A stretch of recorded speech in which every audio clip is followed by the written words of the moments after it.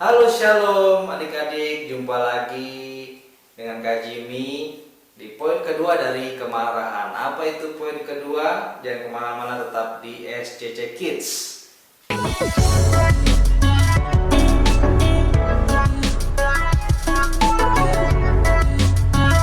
Bapak yang baik, Bapak yang dalam surga, terima kasih Tuhan buat hari ini kami dikumpulkan kembali di dalam ibadah online ini.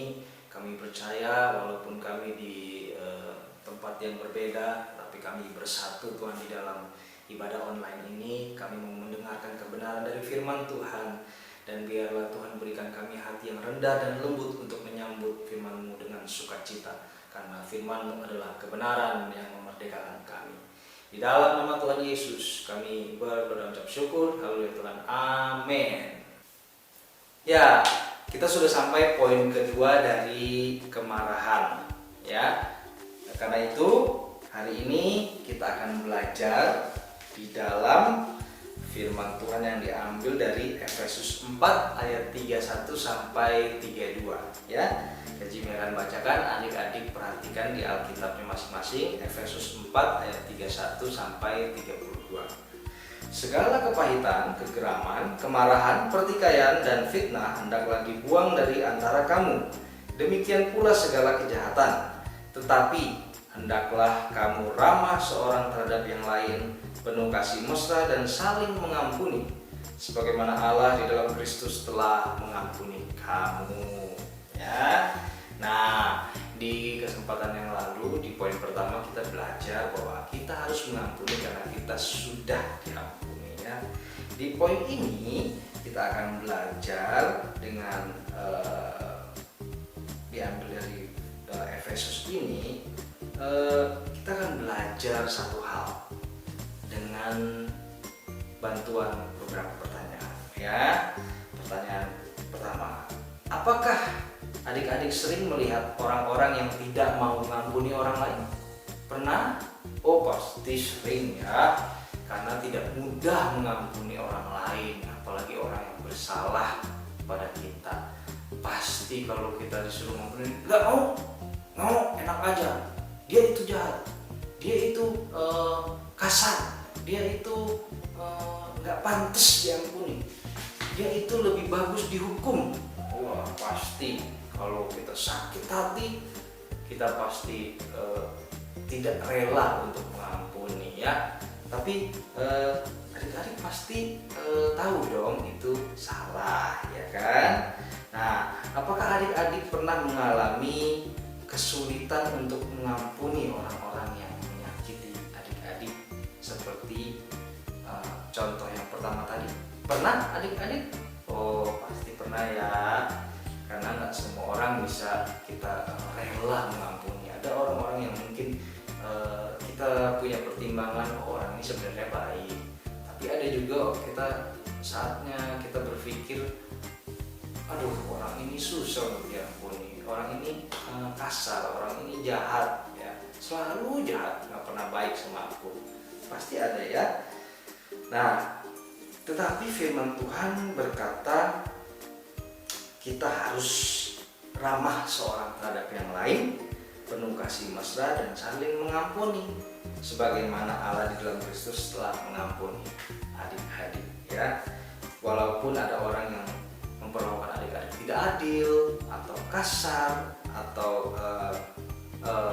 baik itu kekerasan kata-kata maupun fisik, ya, atau adik-adik pernah dibohongi, atau adik-adik pernah dibuat nangis, tetap kita harus mengampuni, ya, sebagaimana Tuhan sudah mengampuni kita terlebih dahulu. Kita tidak boleh melawan firman Tuhan. Kalau firman Tuhan bilang, hendaklah kamu ramah seorang terhadap yang lain, penuh kasih mesra dan saling mengampuni, maka kita harus melakukan firman Tuhan, ya. Nah, mari kita lihat teladan Yesus. Contohlah kepada Tuhan Yesus, ya. Tuhan Yesus juga diperlakukan tidak adil. Tuhan Yesus juga diperlakukan kasar secara kata-kata maupun fisik, ya. Tetapi Tuhan masih meminta Allah mengampuni orang-orang yang menyakiti dia, ya.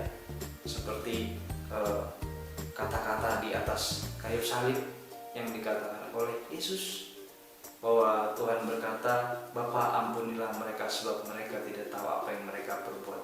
Dalam keadaannya yang sangat sakit, sangat tersiksa, tapi dia masih bisa berkata, ampunilah mereka, orang-orang yang menyakitinya. Ya, demikian juga teladan itulah yang Yesus, yang Tuhan kita berikan untuk kita juga lakukan. Ya adik-adik ya. Nah karena itu Kak Jimmy mau kasih beberapa tips untuk bisa mengampuni ya. Nah di dalam Efesus ayat 4 sampai 31 sampai dalam Efesus 4 ayat 31 sampai 32 ditulis, tetapi hendaklah kamu ramah seorang terhadap yang lain.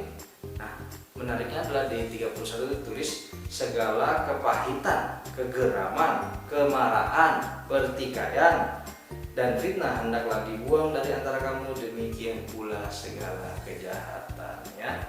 Jadi ayat 31 sampai 32 ini bisa adik-adik tulis di selembar kertas. Lalu ketika adik-adik berdoa, adik-adik bisa lihat kertas itu dan adik-adik bisa minta kepada Tuhan kekuatan untuk mengampuni, ya, untuk melakukan firman Tuhan dan untuk mengampuni orang-orang yang bersalah kepada adik-adik. Ya, itu nomor 1 tipsnya.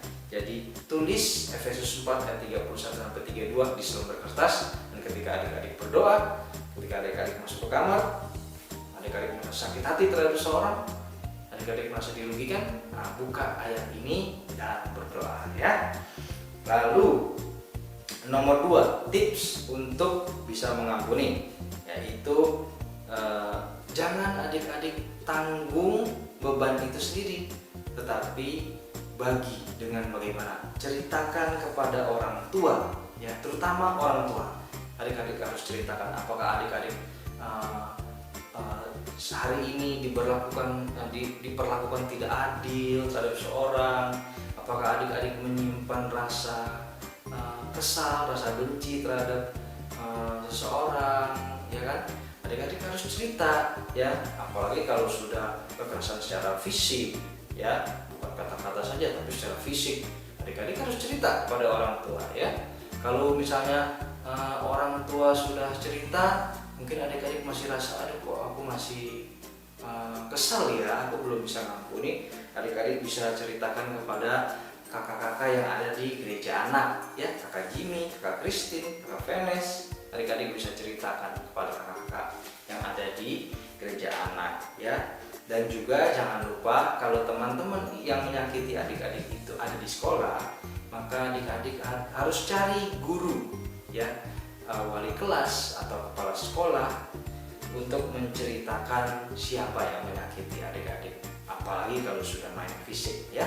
Jadi selain kita mengampuni juga kita berdoa minta kekuatan kepada Tuhan untuk bisa mengampuni, tapi kita juga harus ada tindakan untuk pencegahan, yaitu laporkan kepada orang tua, laporkan kepada kakak-kakak gereja anak, maupun laporkan kepada guru-guru yang ada di sekolah, terutama wali kelas dan kepala sekolah, ya, supaya semuanya bisa ditangani dengan baik, diselesaikan dengan baik, dan bukan cuma diampuni tapi juga didamaikan, ya.